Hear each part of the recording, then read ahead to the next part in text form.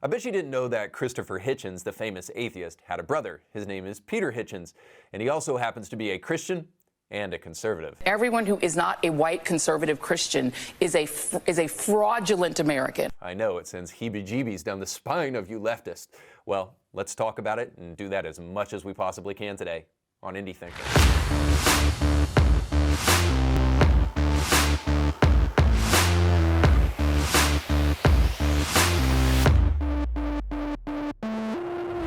Welcome to the show. Don't forget to like, share, and subscribe. And don't forget to make sure to check out today's show sponsors. You can go to our Herbal Alchemy store by going to the description of this podcast, and you can give a tax-deductible donation to Indie Thinker by going to the link that's on the screen now. If this show has been beneficial to you in the past, present, and you want us to even grow what we're doing in the future, then please think about helping out the show. Today, I've got a treat for you because Peter Hitchens is not only the brother of Christopher Hitchens, but he's a brilliant man and has a lot to say on the subject of life that needs to be heard. Back in the day, he did a classic debate with a man on the Unbelievable podcast back when Justin Brierley was over the show. Now, it's a truly great show. I would highly encourage you to check out his big conversations. He's had Peterson on the past, John Lennox and others, and Bart Ehrman a lot. And there's debates that take place between Christians and skeptics and all that kind of stuff. Just recently, Ben Shapiro was on with Alex O'Connor, and that was a great one. I would highly encourage you to check out the show because there's varying degrees of skill level always, but it's always interesting to kind of hear what people have to say. But in the past, he had Peter Hitchens on discussing the subject of abortion, and I wanted to share it with you not only because it is epic and really great, but also because he shared something that is rarely heard in the debate that I think you need to check out. So here's just a small portion of what took place between Peter Hitchens and abortion apologist Adam Rutherford. Check it out. Was at risk, or the child was going to be born with severe abnormalities. In those situations, acceptable or not? Well, I think mother's life being at risk is a difficult problem. I don't know whether you can give me any instances of it where an abortion would be the only way of dealing with the problem. But I can't give any specific No, instances. I'm not sure it's raised all the time, and I'm not quite sure what these positions are. I mean, cesarean section is extremely easy these days. I don't know of any circumstance, and the response to a baby being imperfect doesn't seem to me to be to kill it. We're not entitled to do so, and that you wouldn't do it if an imperfect child existed outside the womb. We all know which regime it was that used to massacre imperfect people after they'd been born. I don't myself see a fundamental difference between killing someone because they're imperfect in the womb and killing someone because they're imperfect outside the womb. Maybe you do. I don't know what it is. Let me ask. So let me ask you this question. I'm assuming that you believe that a person, that at the point of conception, when a sperm fertilizes an egg, that becomes a person. That seems to me to be the only sustainable view. You can't find, I don't think science has been able to find any other point at which you can define the beginning of life.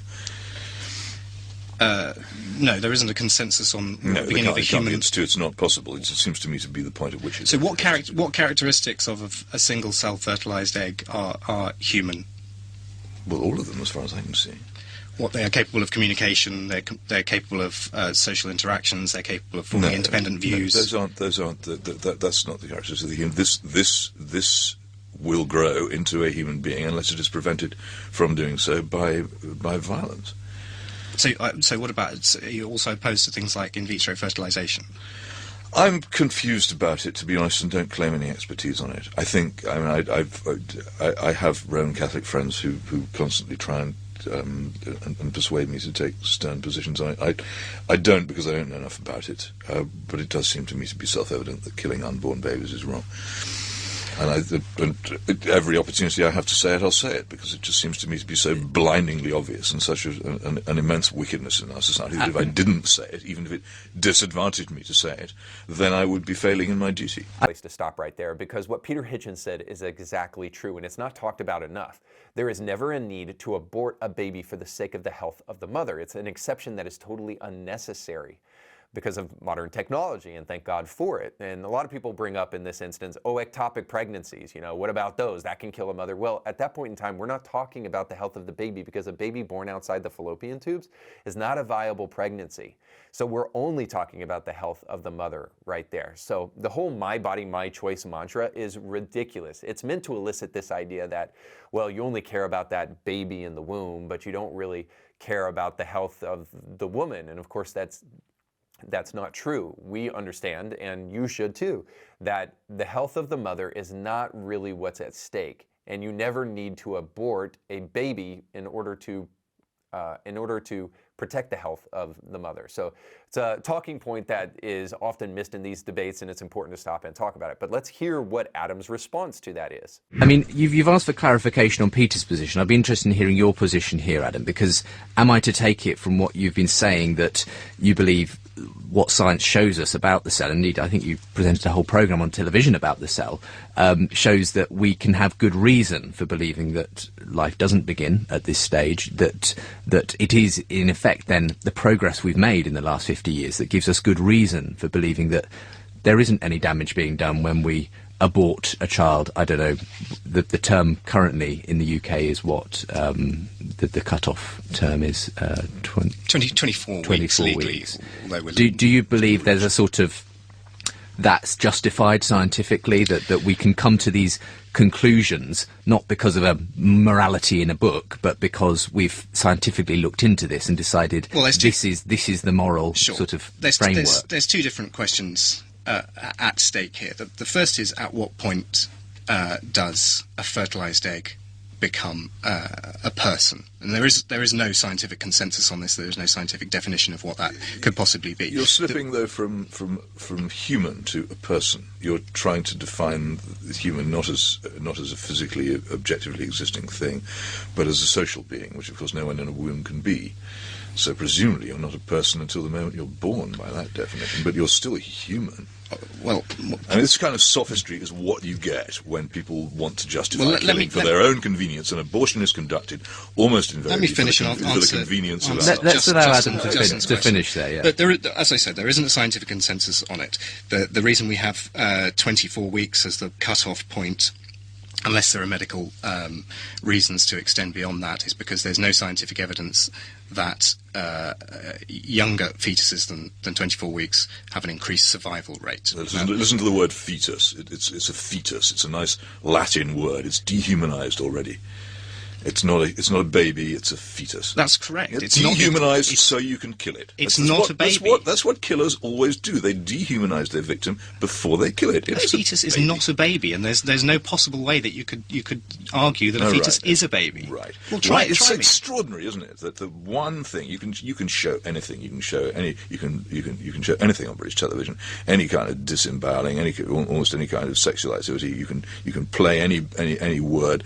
They were using 4-letter words on the 10 o'clock news on the BBC last night, but the one thing you cannot show on television is film of an abortion and what it involves, because it shows quite plainly that what is being destroyed is a human person. Well, that's also not true, though that has been shown on TV, and I've worked with fetuses that have been aborted.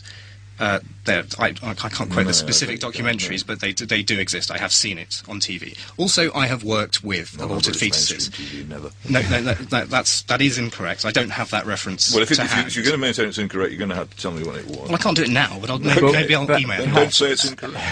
I have worked with aborted fetuses. I have during the course of my scientific studies, and I don't believe that the things that I have dealt with in the lab situation, which have come from abortions, are human beings.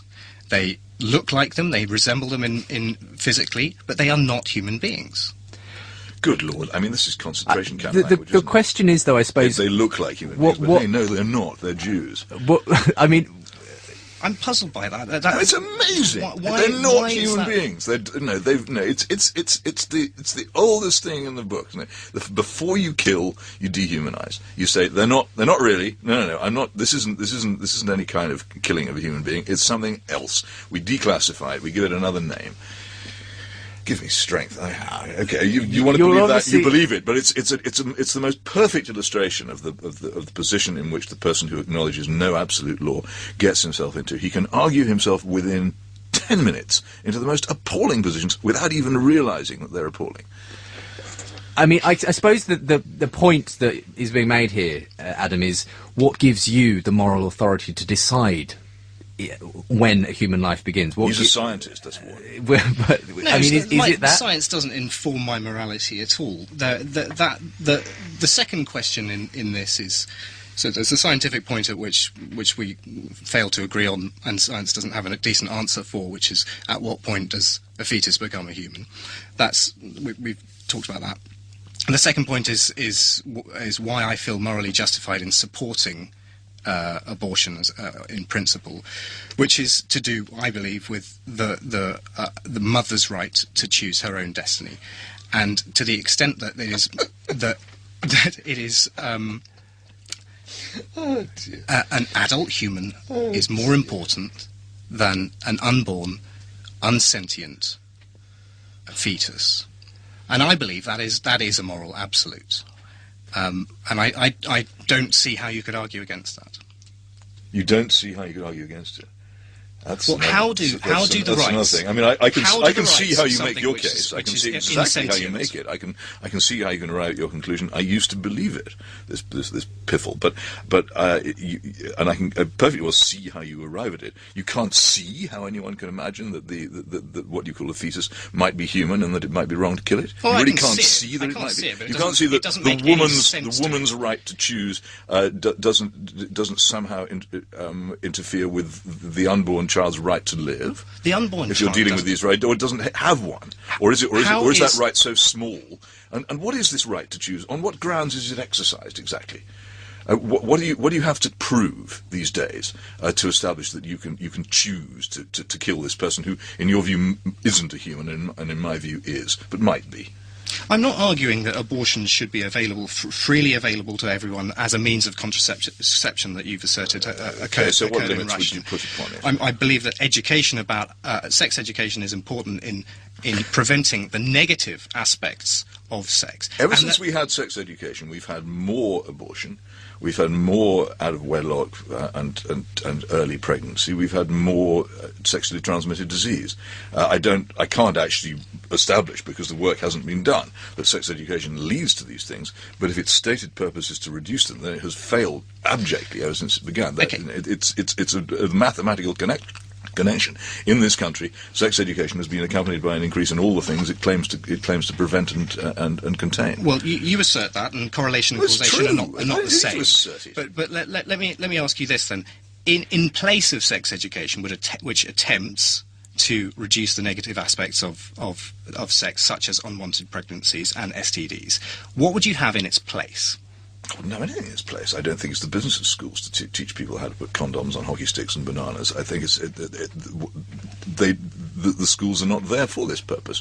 I think sex education, I think, is what George Lukács thought when he introduced it during the Hungarian Bolshevik uprising, was always an attempt to debauch and demoralize Christian societies. That's what its purpose is. But children are going to have sex. Teenagers are going to have they? sex. Yes. Are they? Yes. Are you sure? Are they going to Are you have sex proposing under not all that circumstances? 16-year-olds shouldn't have sex? I'm saying that people shouldn't have sex outside marriage. That's my belief. And so how do you engender that? So I don't believe there are any. By having a strong moral system which makes it plain that this is how people should behave. And you think that will prevent teenagers from having sex with each other? To a large extent, yes, it will. No human system is infallible. Humans are, as we know, or as I know, fallen creatures. So yes, there will be people who defy that morality, but you don't actually need to make much effort to study our own society's past to see just how much horror and dislike were actually directed against adultery and against premarital and extramarital sex, and how our society was different. You may say that it was worse than it was, and I may say that it was better, but there's absolutely no question that a strong morality generally accepted changes the behaviour of society and makes it different. And one of the things it makes different is the attitude towards children, who in our society are disposable in the womb and neglected and tossed aside in life. That's right. We need more sex education because that does away with STDs or some such nonsense, even though Peter Hitchens clearly shows that sex education has only resulted in more sex out of wedlock and more babies. But in order to make sure that we justify the existence of sex education, we must erase the consequences of it by making sure we abort more babies, because that has been the direct result of sex education. But the broader point here, the more important thing that I hope you got from all of this, is this kind of slippery slopeism of those in the abortion community who want to try to slip in their euphemistic language into the conversation of abortion.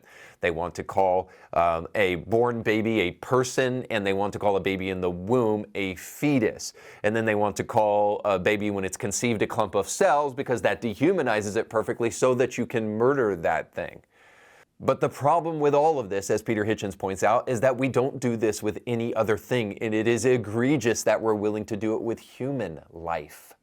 Just because a person can't communicate, it doesn't mean they're not a person. Just because a person doesn't really have the mental faculties of other people doesn't mean that they're not a person. This is exactly the kind of travesties that took place in World War II. Now, while I like to call the left Nazis, I'm not simply saying that they are. I'm suggesting to you that what is happening here is justification for a great evil, because if we ever come to the conclusion that abortion is murder, then we're going to have to admit that on a regular basis, Americans kill about 800,000 babies each year.